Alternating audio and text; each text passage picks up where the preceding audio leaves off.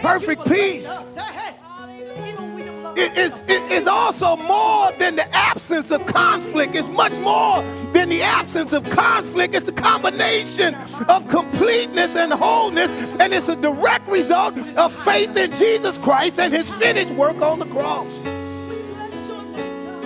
Those who do not experience perfect peace as Jesus would have it through his redemptive work have lost focus on the cross. At the cross, where I first saw the light and the burdens of my heart rolled away. It was there by faith I received my sight, and now I'm happy all the day. You have two choices.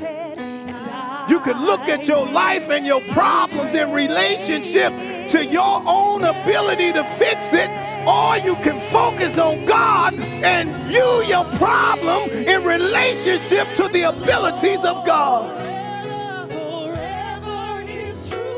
How many need help today? When you need strength and help, we have to be able to go and rest in God, because the Bible says that he is our refuge. Folks are hearing voices, and these voices are telling them what to do, and they're all over the place. Pastor, I heard God. No, you didn't. Go on with that. Go on with that. I have a lot of gone with that moments as a pastor. Go on. I don't tell nobody that, but in my mind, I'm saying, man, go on with that. Being transparent. When you come to the pastor and say you heard from God, make sure you heard from God. Go back and say, God, are you sure? Because the pastor told me to double check.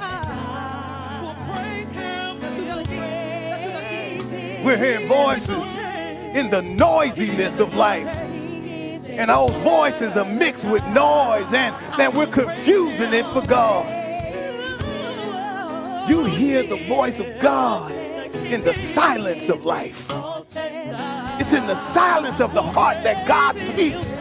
I just sat this morning for about an hour with Elder Tammy. I just sat this morning for about I was just sitting and I'm like, man, I got to get up and get ready for church. But ooh-wee, this is so good.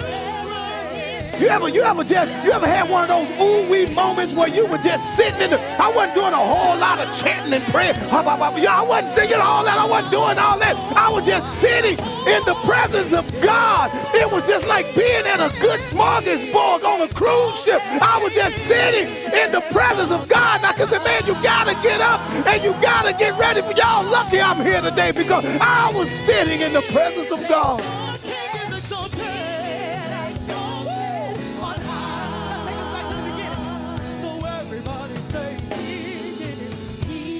I come too far from where I started from.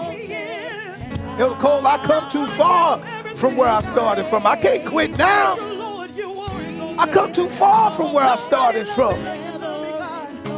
Nobody told me that the road would be easy.